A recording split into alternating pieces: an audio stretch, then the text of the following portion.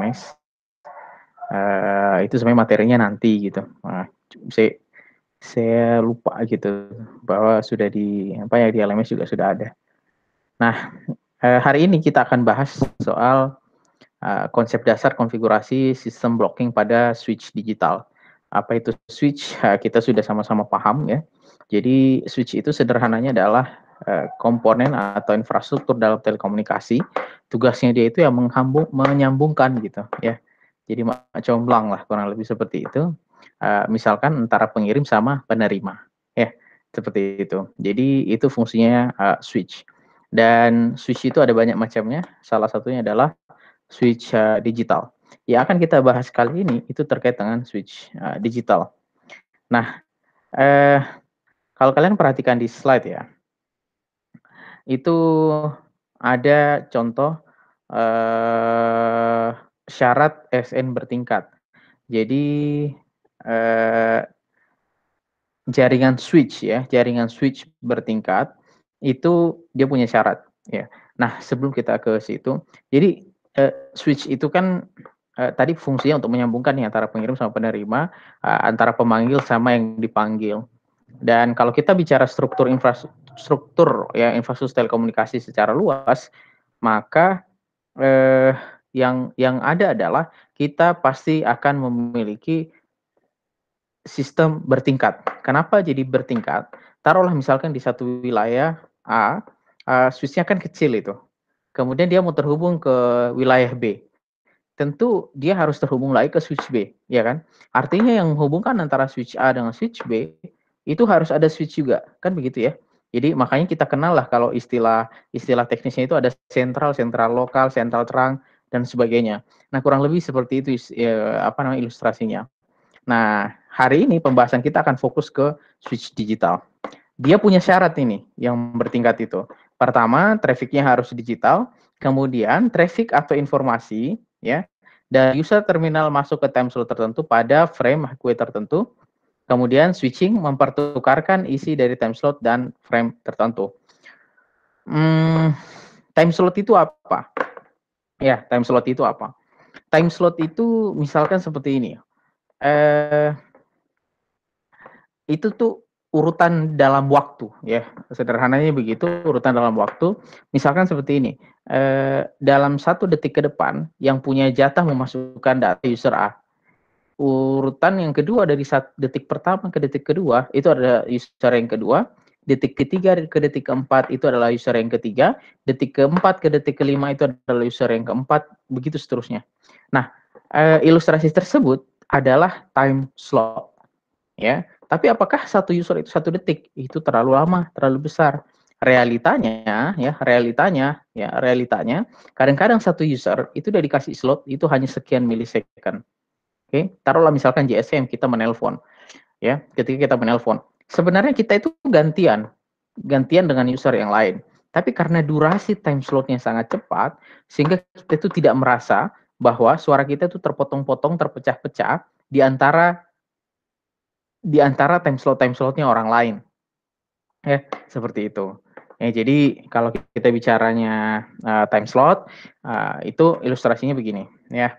Nah, misalkan time slotnya dari 0, kemudian time slot 16, 1 sampai 15, 17 sampai 21, isinya time slot itu apa? Ya, data. Ya, data kita tuh isinya time slot. Nah, terus berarti kan antara satu user dengan user lain bergantian dalam durasi waktu tertentu, betul. Nah, ada level time slot paling kecil.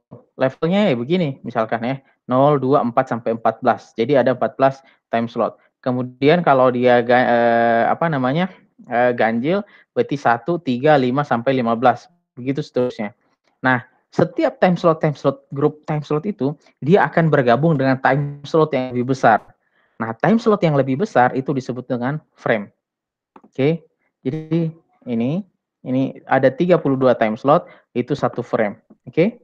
Nah, ketika satu frame itu digabung lagi dengan frame-frame yang lain sehingga kita perolehlah 16 frame, inilah yang disebut dengan multi frame. Oke.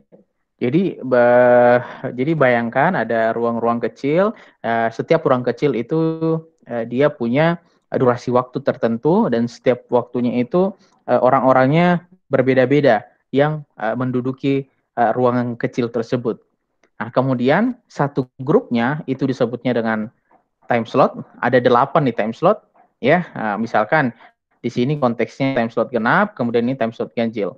Nah, dia akan digabung beberapa time slot tersebut itu menjadi satu frame. Satu frame digabung dengan frame-frame yang lain itu disebutnya dengan multi frame.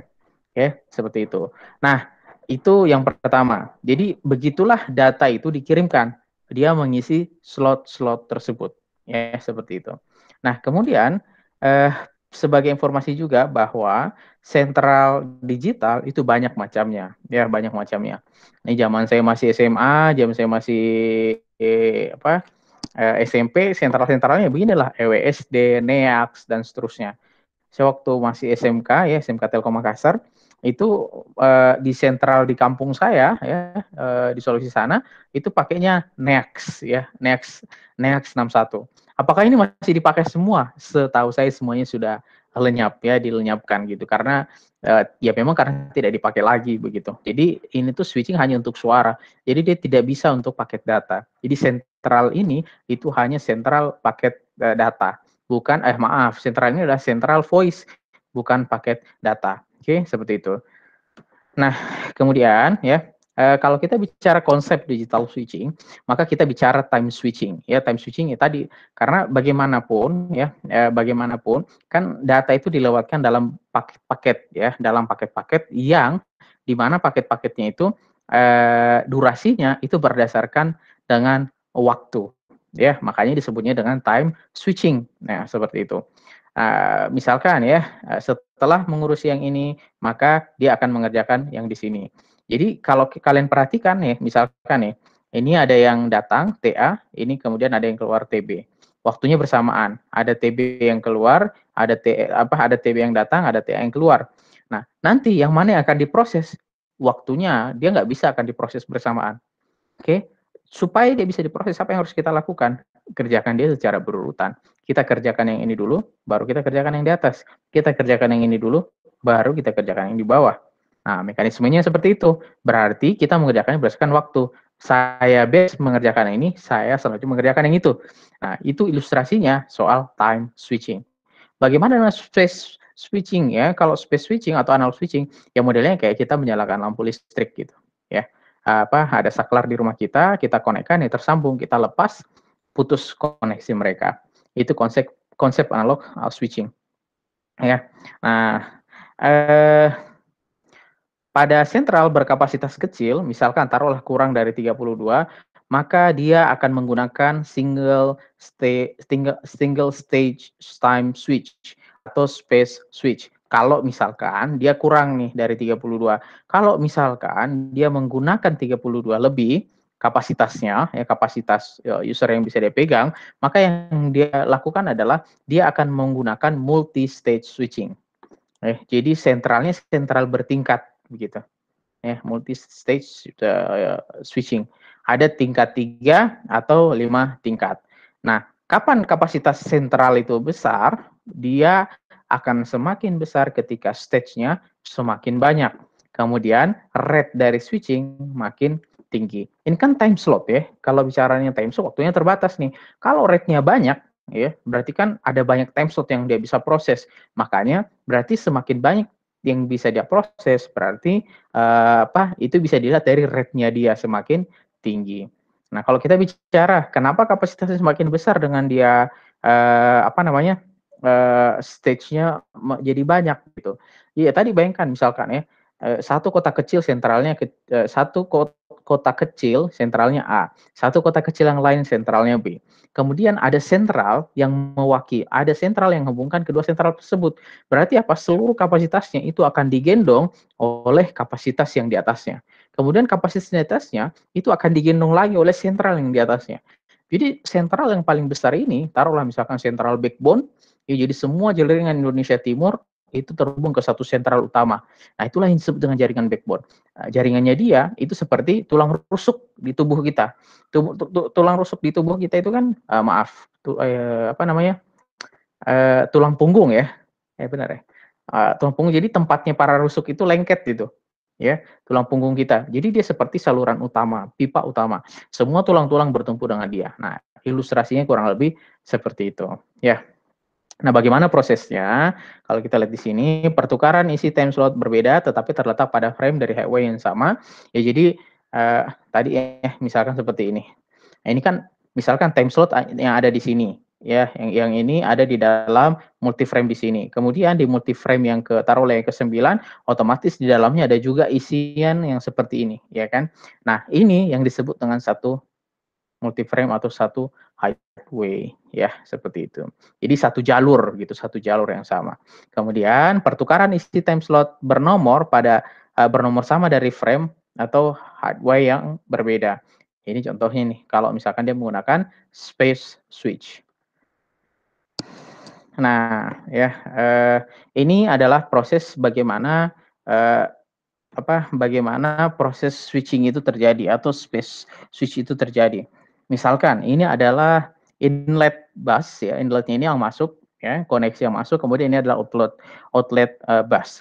Kemudian misalkan user yang satu dia mau connect, taruhlah begitu ya, traffic yang satu dia terhubung ke traffic yang kedua. Siapa yang menghubungkan? Ya titik ini yang akan menghubungkan.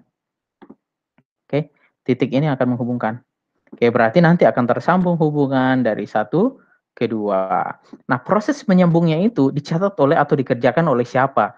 Nah, ya siapa yang mengerjakan? Ini nih.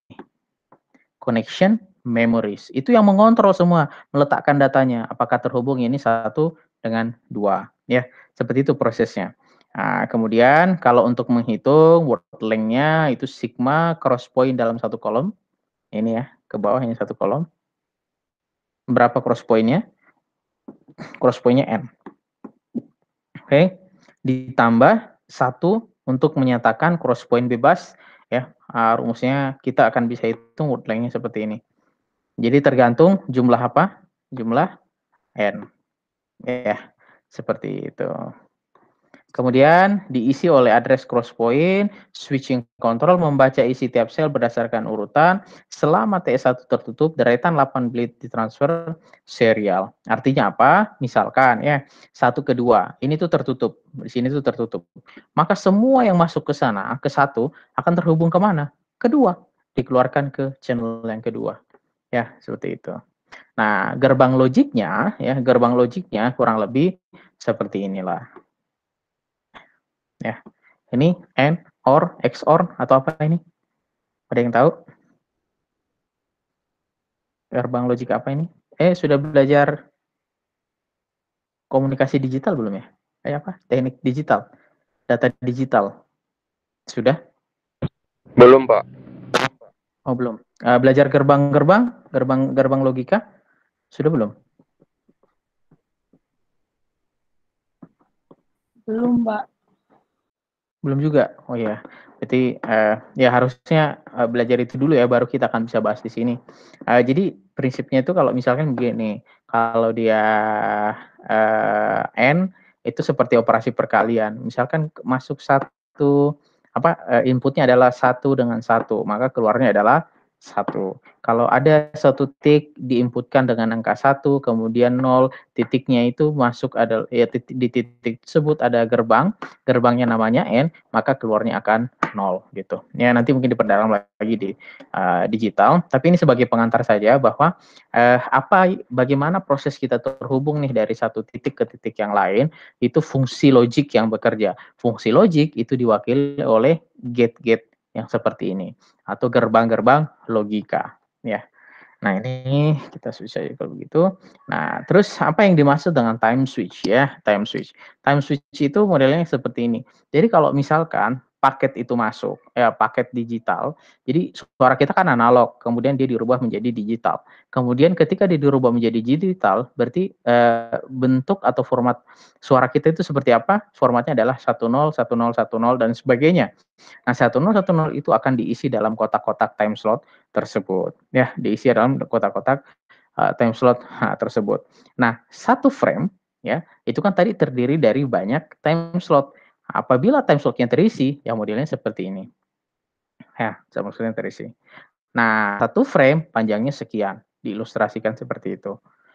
Jadi kombinasi beberapa time slot digabung sampai dia memenuhi level durasi tertentu, baru kita asumsikan dia ini 1 frame. Oke, misalkan ya, ini ada 30 time slot. Oke, 30 time slot ini 1 frame. Ketika muncul lagi time slot berikutnya, maka dia akan dihitung sebagai frame kedua. Kemudian 1 sampai 30 muncul time slotnya. Kemudian muncul lagi time slot 1 yang baru. Oh, berarti kita sudah pindah ke frame yang baru. Ya, seperti itu. Nah, di time switch, apa saja yang bekerja di sana? Yang bekerja di sana itu adalah ini, speech memory untuk menyimpan isinya time slot, kemudian connection memory tujuannya adalah mengontrol pembacaan isi speech memory ke output secara random ya. Jadi tadi kita lihat yang mengkoneksikan, yang menghubungkan begitu ya, yang antara input dengan output itu siapa? Connection memory. Kemudian counter cyclic tujuannya adalah mengontrol penulisan isi time slot bus input ke dalam speech memory. Ini maaf ya. Ini counter untuk mengontrol penulisan isi time slot bus input ke dalam SM secara cyclic ya, secara sirkuit. Oke, nah bagaimana itu ya? Seperti inilah. Misalkan ya, time slot 1, time slot 2, time slot 3, time slot 4.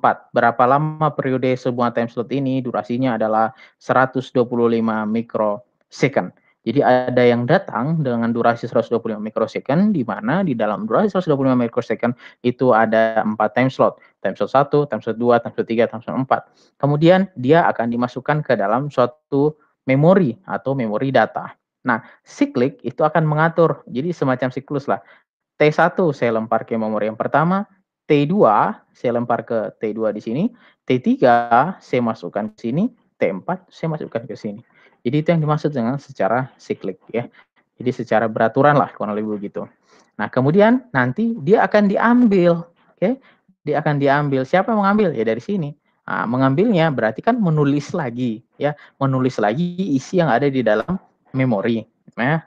Nah, kemudian misalkan di sini diurutkan, dia ambil kebetulan yang di sini dulu nih, A3. Dia ambil isinya A3, dia isi time slot yang baru. Kemudian dia ambil lagi A1, ngambil dari sini. Nah, isinya A1 akan ditulis ke dalam sini. Begitu seterusnya sampai terbentuklah rangkaian time slot yang banyak. Ya, rangkaian time slot yang panjang di mana setiap time slot berisi data. Oke. Nah, terus berarti kalau kita membayangkan ada sentral kita, dia kan harus terhubung tuh antara input sama output-nya ya, antara yang inlet sama outlet-nya. Berarti kita membayangkan dia itu seperti matriks gitu ya. Dia itu seperti matriks. Nah, matriksnya itu bisa banyak bentuknya ya, modelnya. Karena kita anggap dia sebagai matriks, kita bisa modelkan dia. Contoh model yang ada itu ada di slide ini. Misalkan matriksnya segitiga. Inletnya 1 sampai 5, outletnya adalah 4. Berarti 1 bisa terhubung ke 2, 1 bisa terhubung ke 4, 1 bisa terhubung ke 5, 4 bisa terhubung ke 5, 3 bisa terhubung ke 5, begitu seterusnya. Nah, kalau kalian lihat cross point-nya, cross point itu adalah tempat persambungannya, inilah bentuknya, inilah yang disebut dengan matriks segitiga. Berapa total matriksnya? Ya, cara menghitung rumusnya atau cara menghitungnya adalah seperti ini. N dikali N kurang 1 bagi 2. Ini seperti luas segitiga gitu. Jadi kita menghitung luas bujur sangkarnya terlebih dahulu, berapa dimensinya, ya setelah itu kita kurangkan 1 baru dibagi 2. Ya, seperti itu. Nah, apa itu N? N adalah, di sini ada penjelasannya, switch dengan N terminal input, jadi N adalah terminal input. Nah, berarti kapasitasnya ini berapa nih? Jadi kalau kita misalkan ya, terminal inputnya ada berapa? 1, 2, 3, 4, 5. Berarti 5 misalkan nih 5, kemudian 4 bagi 2. Bagi 2. Jawabannya betul. 5 kali 4, 20, 20 bagi 2, 10. Ada berapa titik di sini? 1, 2, 3, 4, 5, 6, 7, 8, 9, 10. Seperti itu. Jadi ini untuk menghitung bagaimana berapa jumlah cross point-nya. Kemudian ada lagi model yang kedua. Model yang kedua pemodelannya itu matriks bujur sangkar ya. Matriks bujur sangkar tentu cara menghitungnya beda lagi. Menghitungnya adalah berapa jumlah input dikali berapa jumlah input dikali jumlah input dikurang 1. Ya, itu cara menghitungnya kalau dia bentuknya bujur sangkar. Oke. Sebenarnya apa konsekuensi dari semua itu? Konsekuensinya adalah begini nih. Kita baca elemen dasar sistem matriks adalah switch. Kemudian ini juga kita sudah kapasitas. Switching matriks yang paling sederhana adalah matriks satu tingkat. Ya, nanti kan kalau misalkan ini kan baru satu tingkat nih, nanti kan dia akan terhubung tuh dengan matriks yang levelnya lebih besar lagi. Jadi itu yang disebut matriks bertingkat. Nah, kelemahan dengan matriks tunggal adalah jumlah cross point sangat besar jika inlet outlet bertambah. Jadi kalian bayangkan ya, misalkan inputnya ini adalah 1-5, ya 1-5. Kemudian kita mau bikin usernya itu adalah 100. Berarti kita akan bikin 100 jumlah inlet tuh. Nah, kalau yang bisa terhubung ke 100 itu juga adalah 100, berarti kita akan membutuhkan jumlah yang sangat besar nih di sini. Oke, itu tentu tidak efisien. Nah, kenapa tidak efisien? Ya ini tadi, jumlah inlet totalnya bertambah, kapasitas loading akan menjadi besar. Itu kan berat. Kemudian satu cross point dipakai untuk fungsi yang spesifik. Jika cross point tersebut terganggu, maka hubungan tidak dapat dilakukan atau blocking. Jadi misalkan di sini ada yang putus. Oke, di sini ada yang putus. Impact-nya kemana? Ke bawahnya, ada yang tidak akan bisa tersambung. Ya, seperti itu. Nah, untuk mengatasi kelemahan matriks tunggal, maka digunakanlah switching network bertingkat atau multiple stage switching. Bagaimana bentuknya? Nah, kurang lebih seperti ini. Jadi daripada ya semua matriksnya kita taruh di paling depan, kita pecah aja lah, sebagian di depan, sebagian di belakang. Kalau lagi butuh, misalkan saya mau terhubungnya dengan sesuatu atau dengan tujuan yang tidak ada di dalam matriks ini, ya sudah, kita cari dia, tujuanmu ada di matriks mana berikutnya. Apakah ada di sini, apakah ada di sini, atau ada di dalam sini. Ya, seperti itu. Inilah yang disebut dengan multi-stage switch. Dalam sini ada switch, tapi kemudian dia akan terhubung dengan switch yang lainnya, ya, levelnya lebih besar. Nah, ini proses menghitung-hitungnya. Di sini ada contoh, misalkan bila diketahui ya bila diketahui suatu switching network mempunyai ukuran grup inlet dan outlet 100. Berarti di sini ya 100 kali 100. Kemudian berarti total ada berapa? 1000 ya, totalnya ada 1000. Jumlah inlet dan outletnya 1000, sedangkan jumlah array tengahnya 10. Yang di sini isinya 10 nih.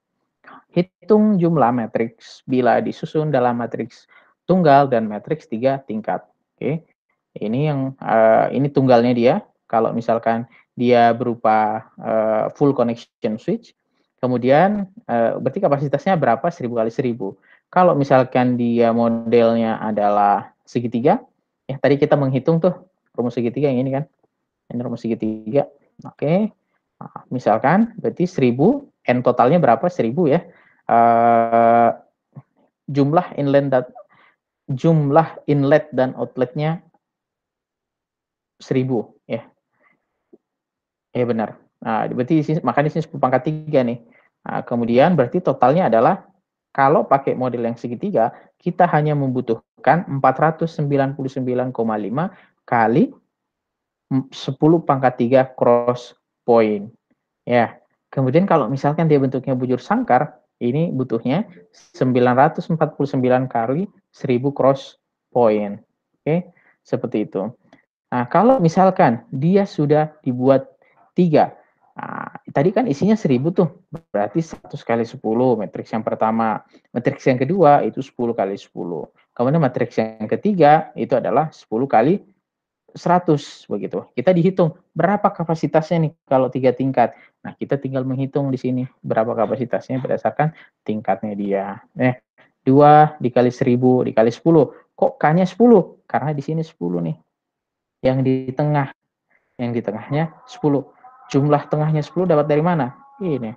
Jumlah array tengahnya 10. Ya, tinggal dimasukkan angkanya, nanti kita ketemu kapasitas sekarang adalah 21 dikali 10 cross point. Ya. Kemudian yang kedua, contoh soal yang kedua. Diketahui suatu switching network bersifat non-blocking, artinya semua di cover, tidak akan dibatasi berapa inputnya, semua bisa terhubung, jadi tidak akan ada yang terblocking. Mempunyai inlet outlet sebanyak berapa? 5.000 saluran. Oke, dapat 5.000 saluran. Berarti ini nih 5.000 saluran. Kalau misalkan disuruh gambar, ya. Kemudian ditanya tentukan jumlah inlet outletnya. Oke, kemudian ditentukan jumlah tengahnya. Kita disuruh cari K-nya berapa, kemudian tentukan gambar switch-nya, kemudian jumlah cross point totalnya. Nah, kita ketahui itu N totalnya kan kapasitasnya ya, berarti ya. Kapasitasnya tadi itu adalah 5.000 ya, kapasitasnya ada 5.000. Yang dicari jumlah inlet outletnya. N-nya berarti kita isi 5.000 pangkat setengah, oke, 5.000 pangkat setengah, kemudian dibagi 2, kalau ini berarti segitiga kayaknya ya, kemudian diakarkan 2.500, itu dapat 50. Nah, untuk mencari nilai K-nya, ya, untuk mencari nilai K-nya, kita tinggal masukkan 2N-1, N-nya kita sudah ketahui 50, ya, berarti totalnya adalah 99. Berarti tengahnya itu 99 nih. Nah, K-nya itu kan di tengah ya. K-nya itu kan di tengah. Nah, ini K-nya di tengah nih. Oke, seperti itu. Nah, kalau ditanya berapa jumlah inlet outletnya, 5.000. Jumlah group inlet outletnya yang kecil itu 50. Totalnya ya 5.000 gitu. Totalnya 5.000. Kemudian berapa area tengahnya? Area tengahnya adalah 99. 1 sampai kita bikin 99 di sini. Oke, kalau ditanya berapa cross point-nya, nah, rumusnya NX 4N akar 2N minus 1. Kita masukkan angkanya. Ini sama juga ya. Itu terkait dengan bagaimana menghitung cross point. Ya. Terus bagaimana strukturnya? Single digital switching network, single space switch memungkinkan terjadinya blocking. Single time switch berkecepatan tinggi memungkinkan terjadi non-blocking, ya, interconnectivity, tetapi dengan kapasitas yang besar, single time switch dibatasi oleh teknologi RAM dan logic kanal, ya, atau gerbang logikanya. Untuk meningkatkan kapasitas sentral dengan blocking yang rendah, dilakukan menggunakan time switch dan space switch. Ya, jadi kalau kita bicara single space switch, kalau dia sudah putus ya sudah, tidak bisa tersambung. Ketika tidak bisa tersambung, itulah yang disebut dengan blocking. Sedangkan kalau single time switch, dia bisa ini sebenarnya non-blocking. Tapi kemampuannya dia apa? Tergantung RAM-nya dia sama logiknya, gerbang logiknya atau kanal logiknya. Sanggup nggak dia menghandle semua itu untuk menghubungkan, jadi biar tidak ada yang blocking. Nah, untuk mengkombinasikan kedua teknik tersebut, karena masing-masing punya kelemahan, dibuatlah kombinasi time switch dan space switch. Modelnya bagaimana? Nah, ilustrasinya seperti inilah. Ini yang time switch, yang di sini adalah space switch. Ya, ini space switch. Jadi tadi tugasnya memori itu apa? Menghubungkan kan, mengkonekkan antara cross point dengan cross point. Seperti itu. Nah, ya, realnya seperti apa? Ya, realnya begitu. Realnya itu adalah kombinasi. Wah, makanya di sini dikatakan time switch kombinasi time dan space modelnya seperti ini. PCM itu nama standar. Nah, misalkan ada masuk nih paket PCM. Paket PCM itu ada berapa frame sih? Ada berapa time slot sih? 1, 2, 3, 4. Durasinya totalnya 125 mikrosecond. Kemudian semua kanal yang masuk ini, traffic kanal yang masuk itu saya gabungkan terlebih dahulu. Gabungkan menjadi satu serial. Satu serialnya digabungkan oleh perangkat atau komponen yang disebut dengan multiplexer. Nah, multiplexernya ini akan menggabung yang tadinya paralel menjadi satu baris data yang serial, ya. Nah, ini data yang pertama, kemudian data yang kedua, data yang ketiga, data yang keempat. Kok ini warna-warnanya beda-beda? Ya sama, tadi diambil dulu A1, B1, C1, D1, taruh di depan. Ya. Kemudian ambil A2, B2, kemudian C2, D2, taruh di sini. Begitu seterusnya. Ya, akhirnya satu data serial lah dia. Setelah itu dia dicuplik, ya, dicuplik masukkan ke dalam memori. Nah, dicupliknya masuk ke dalam memori, dipungut lah ceritanya satu-satu. A1, B1, C1, D1. Kemudian masuk A2, B2 dan sebagainya. Setelah itu dia diambil lagi ya, dia diambilnya untuk mengisi yang di sini. Oke, jadi durasinya tidak berkurang. Nah, yang mengerjakan ini siapa? Semuanya kontrol memori. Oke, ini kombinasinya ya. Ini space, ini juga space, ini time switch. Seperti itu. Ya. Nah, ini time, space, time. Ini kombinasinya nih. Yang ini time. Oke, ini switch, space switch. Kemudian yang ini adalah time switch. Time switch.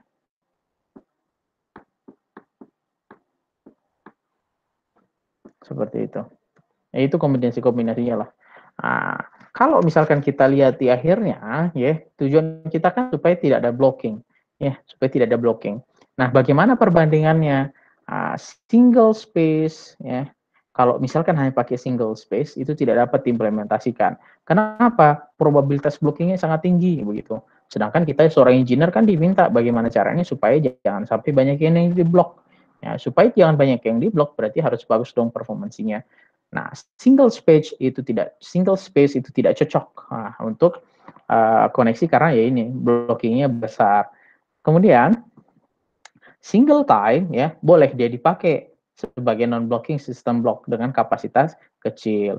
Kalau dia mau besar ya dia harus dikombinasikan dengan space switch. Kombinasinya bisa TS time kemudian space atau space baru time, tergantung. Sampai dengan tahun 1970, kebanyakan menggunakan space time space karena diperlukan biaya tinggi untuk digital storage dan kecepatan tinggi, kemudian beralih ke time space time setelah berkembangnya teknologi RAM. Ya, jadi memang kalau kita bicara praktisnya ya, dulu itu banyak sebenarnya teori-teori telekomunikasi yang bisa yang muncul begitu bagaimana caranya data itu dapat dikirim dan seterusnya. Tapi kenapa itu tidak bisa terrealisasi? Karena dia belum didukung oleh majunya teknologi komputer. Dia belum didukung oleh majunya teknologi komputer. Nah, berjalannya waktu, teknologi komputer yang makin canggih, dia bisa menghitung yang lebih cepat dan sebagainya, maka inovasi-inovasi itu akhirnya munculan justru. Ya. Dulu banyak perhitungan-perhitungan yang dianggap impossible. Dianggap impossible-nya karena apa? Karena hardware belum ada yang bisa menghitung seperti itu. Tapi sekarang karena hardware-nya sudah memiliki performance yang cukup bagus, kita punya superkomputer ya, maka apapun yang mau dikerjakan, proyek apapun yang membutuhkan perhitungan yang cukup besar, ya kapasitasnya itu sudah bisa dihandle oleh perkembangan komputer, ya seperti itu.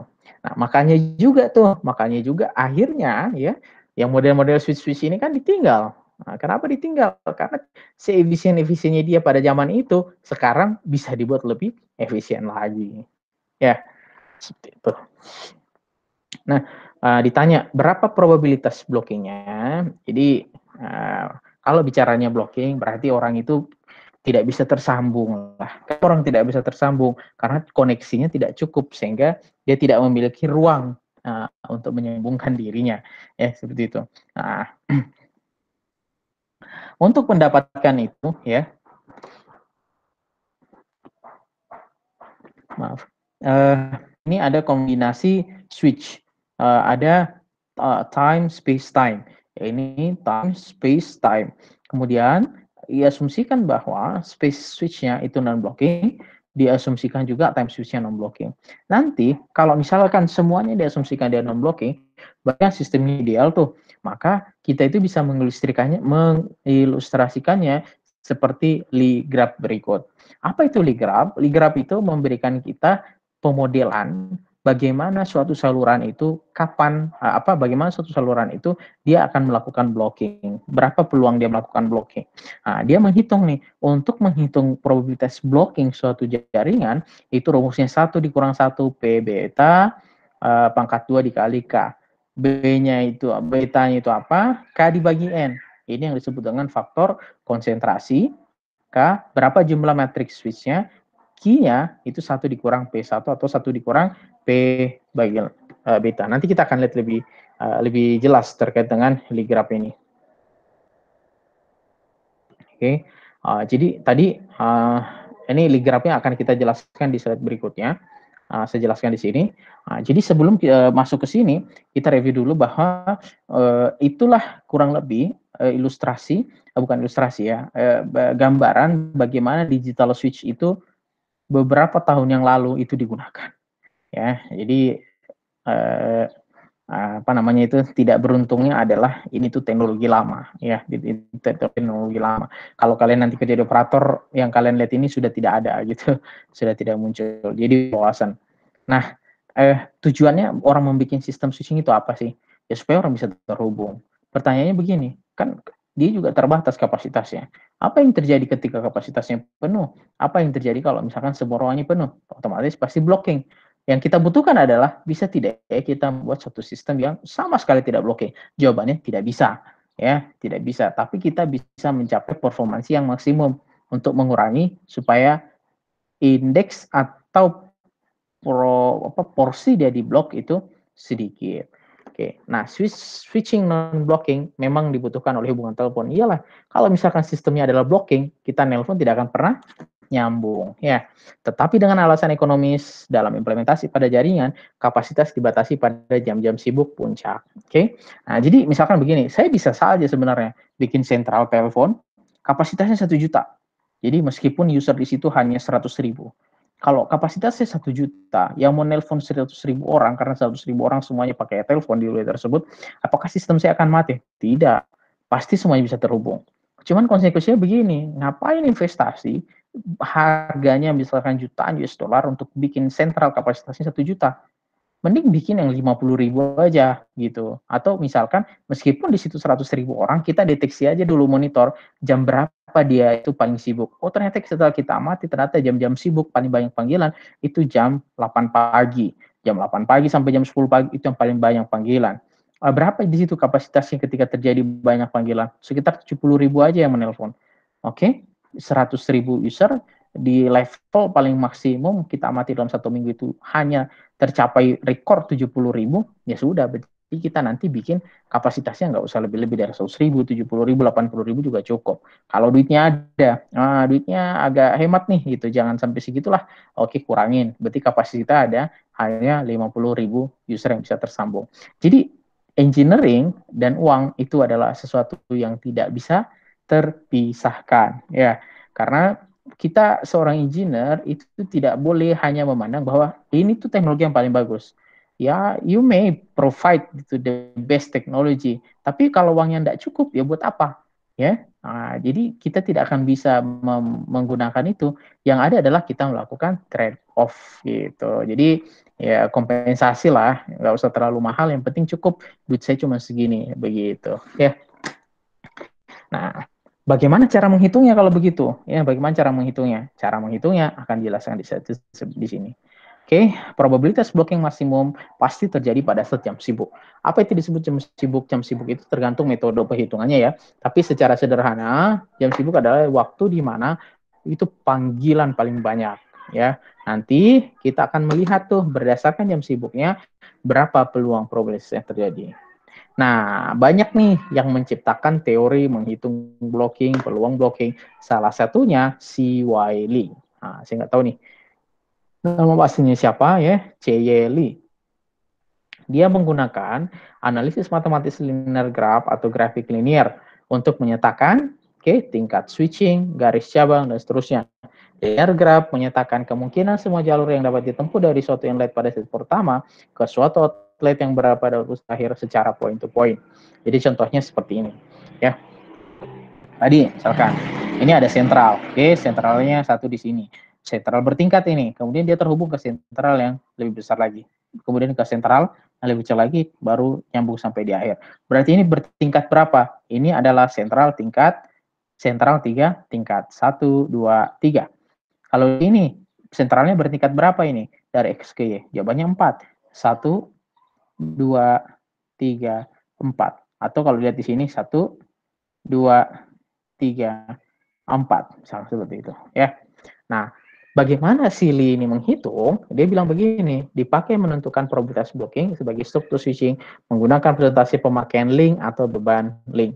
Notasi P menyatakan bagian dari waktu di mana link sedang dipakai dan probabilitas link idle dinyatakan dengan key.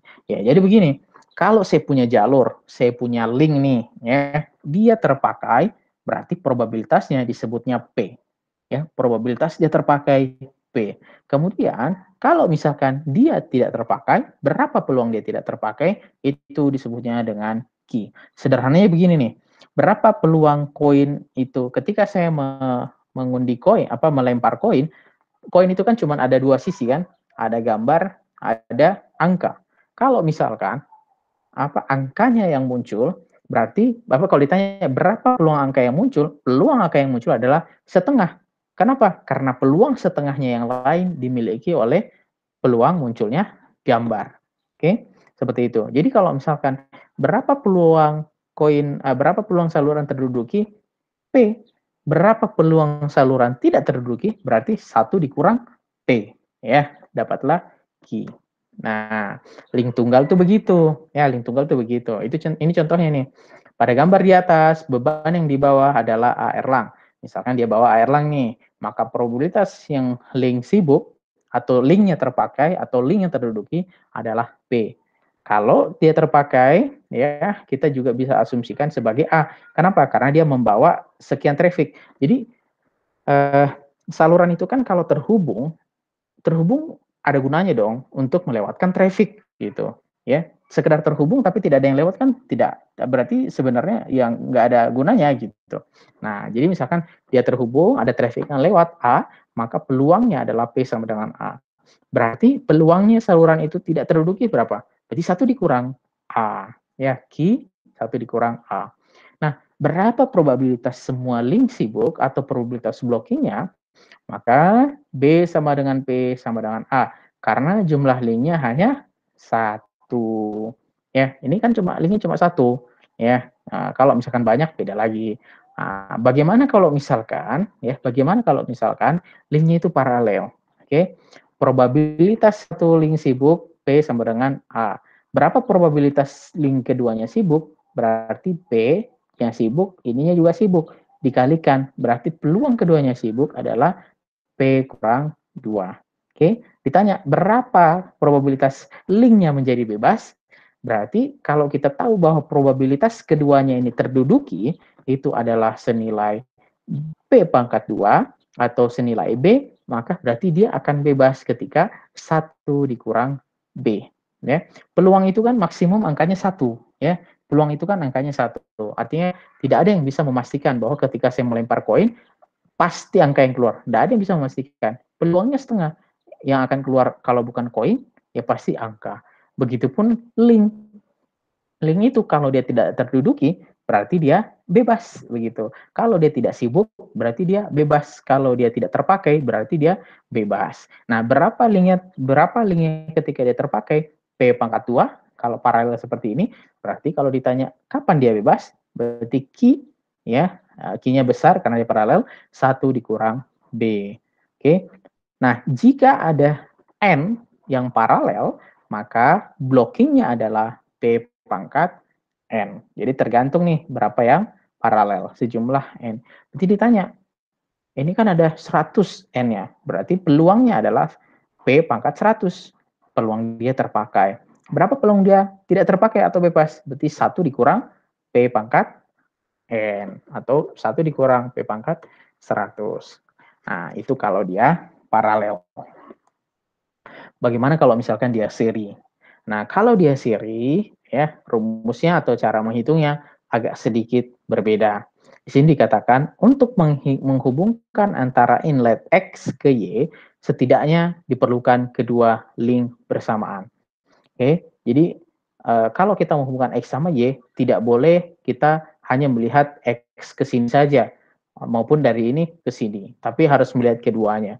Maka ya, kapan dia muncul? Kapan hubungan itu bisa terjadi?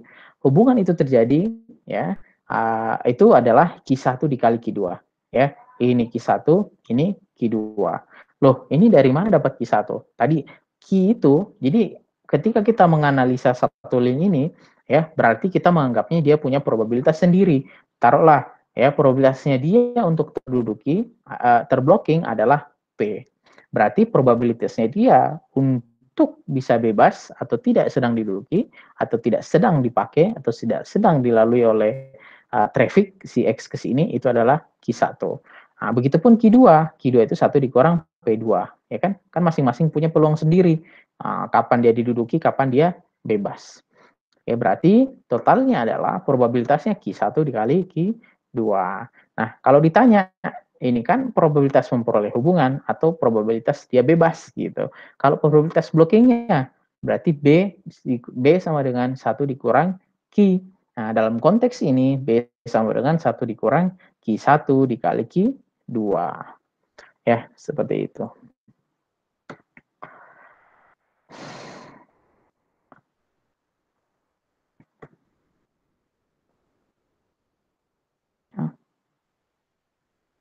Cepat banget ya. Tinggal setengah jam lagi. Tinggal sekitar 10-15 menit lagi. Oke, secara umum untuk sistem dengan n buah link seri itu dihitungnya seperti ini.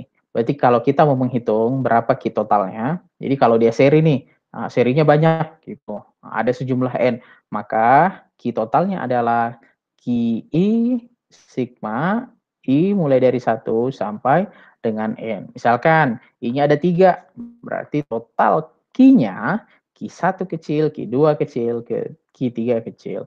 Total blockingnya berarti berapa? 1 dikurang Q1, Q2, Q3. Ya, seperti itu. Ini misalkan nih, Q-nya ada 2. Q1 sama dengan Q2 sama dengan Q. Maka Q besarnya itu Q pangkat 2. Ditanya berapa blocking rate-nya, berarti tinggal 1 dikurang Q pangkat 2. Oke. Nah, kita coba lihat di sini.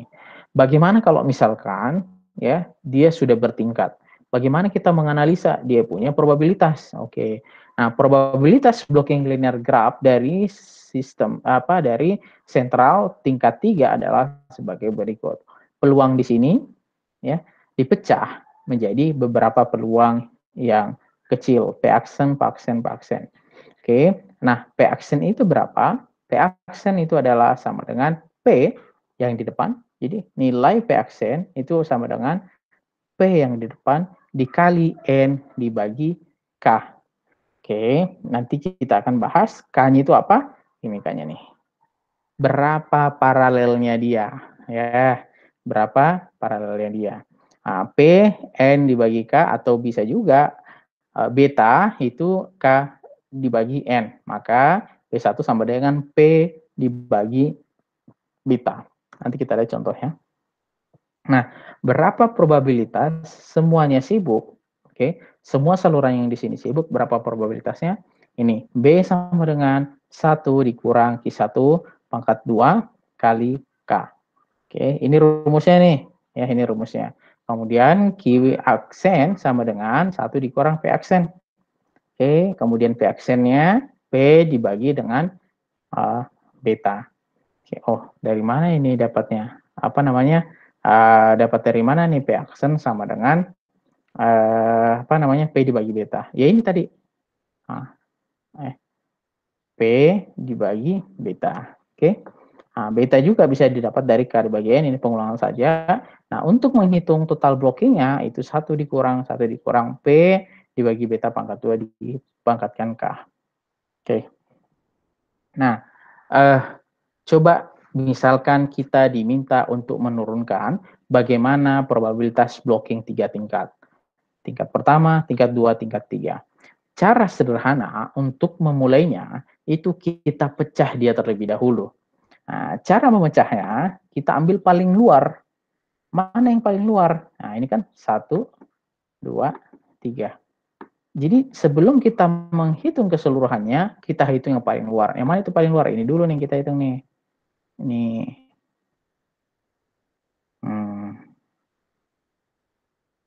Oke, yang itu dulu yang kita hitung. Nah, jadinya bagaimana? Jadinya seperti ini deh. Nah, ini yang paling luar.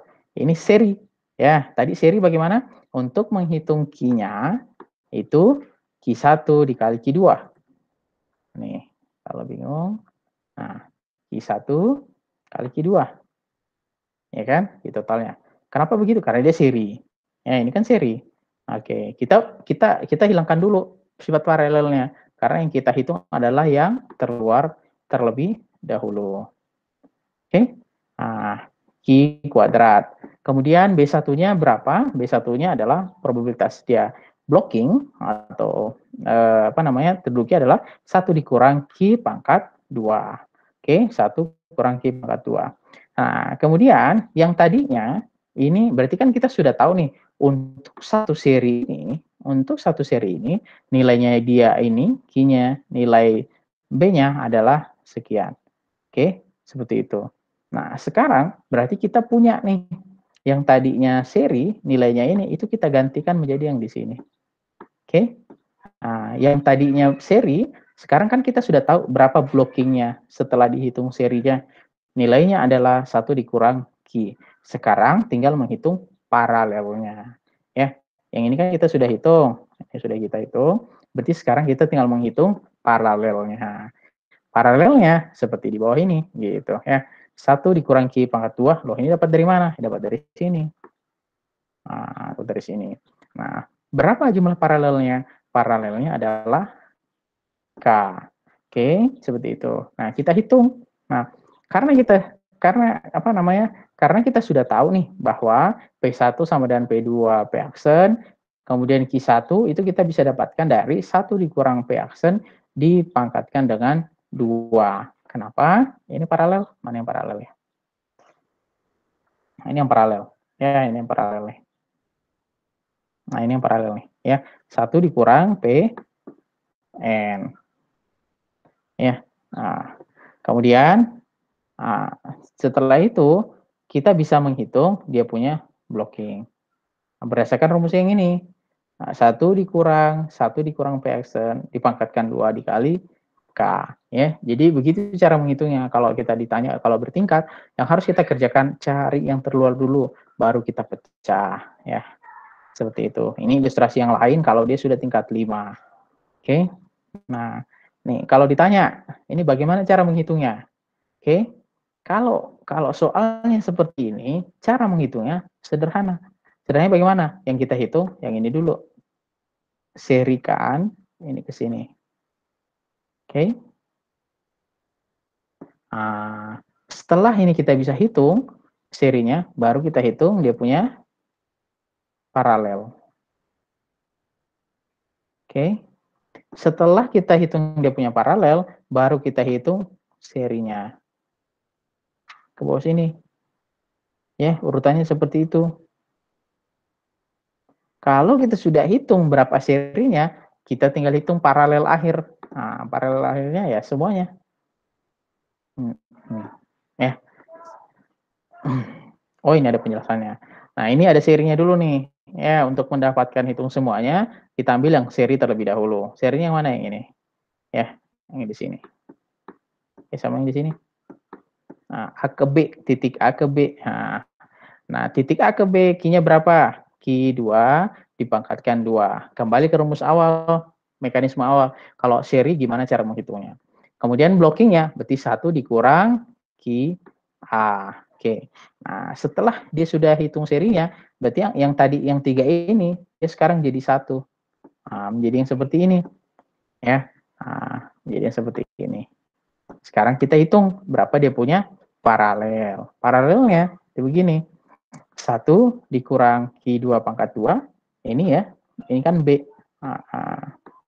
B, ya, dipangkatkan K-nya. K2 itu yang mana? Ini, K2.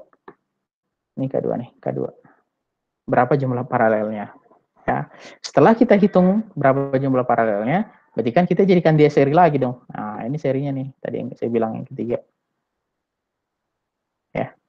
Nah, serinya, kita hitungnya modelnya seperti ini. Baru kita hitung dia punya paralel lagi. Setelah kita ketahui dia punya serinya berapa. Dapatlah kita blockingnya itu sejumlah ini. Ya. Ini masih sama dengan slide yang pernah saya ajar di mata kuliah JTPT kalau nggak salah. Mudah-mudahan ini sekarang saya bahasnya nggak detail ya. karena posisinya lagi singkat. Mudah-mudahan nanti saya akan tunjukkan rekaman yang saya bahasnya agak detail soal di sini. Nah, ini contoh soalnya ya. Ini contoh soalnya.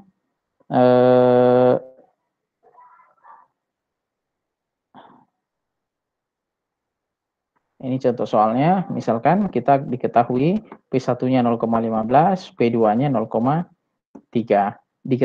Ditanya berapa blocking totalnya. Nah, blocking totalnya ya ini harus kita kerjakan satu persatu. Nah, cuman di sini dia menyederhanakan. Q1 berarti yang seri nih ya. Itu 1 dikurang P1. Oke. Terus itu 1 dikurang 0,15. Oke. Bentar. Ini akhirnya ya. Maaf, ini akhirnya. Harusnya mulainya dari sini. Ya, kita harus hitung serinya dulu. Ya, kita harus hitung serinya dulu. Serinya yang mana nih? Ini yang kita tunggu. Saya bilang apa? Yang terluar terlebih dahulu. A ke B. Nah, makanya yang dia hitung di sini nih. A ke B. Makanya nilainya P2, P2. Ya, 1 dikurang P2. P2-nya berapa? P2-nya berapa ini? 0,3. P2-nya 0,3. Oke. Nah, ini nanti kalian tinggal isi. Nah, setelah kalian mengerjakan, dia punya seri di sini. Oke. Ini serinya kita sudah hitung. Berarti kita harus mengerjakan dia punya paralel. Nah, paralelnya yang di bawah sini. Oke, paralelnya. Nah, paralelnya jadilah dia begini. Ya. Nah. Setelah itu, setelah dia jadi paralel, baru kita hitung dia jadi seri. Ya. Begitupun yang ini. Kalau gini, berarti cara penyelesaiannya bagaimana? Hitung yang serinya dulu. Oke, kalau sudah dihitung yang serinya, baru hitung yang paralelnya. Ya. Kalau yang ini, kita harus hitung serinya dulu. Ini yang terlebih dahulu harus kita hitung. Setelah itu, baru kita hitung dia punya paralel. Oke, paralelnya ini. Baru setelah itu di paling akhir, baru kita hitung dia punya serinya di sini. Ya.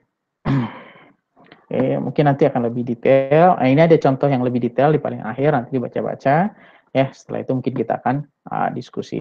Boleh diskusinya di pertemuan berikutnya, atau enggak kalau yang bahas di grup, boleh juga di grup ini saya rekam kok. Untuk pembahasan yang detail, saya akan cari video dulu, mudah-mudahan nanti akan bisa saya kasihkan di grup. Ya, seperti itu. Ya, ini tepat 335. Begitu mungkin pembahasan kita untuk hari ini terkait dengan blocking. Ya, bagaimana cara menghitung blocking apabila switch-nya itu sudah bertingkat.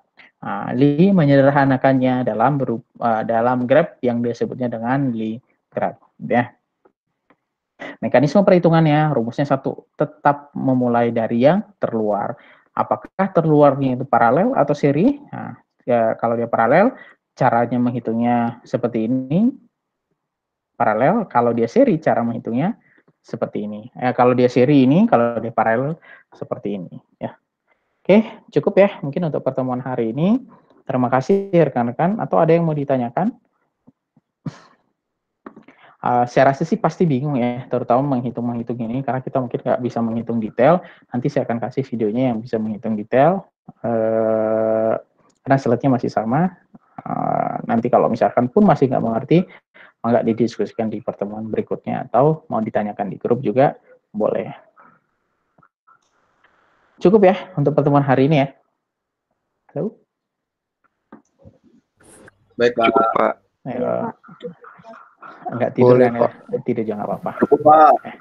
Ayo. Enggak, Pak. Aman, Pak. Makasih ya semuanya. Sehat-sehat semuanya. Mudah-mudahan ada yang bisa diambil. Kalau bingung pun nanti kita diskusi. Sekali lagi terima kasih untuk atensinya. Saya hari pertemuan hari ini. Selamat berakhir pekan. Assalamualaikum warahmatullahi wabarakatuh. Selamat sore. Waalaikumsalam.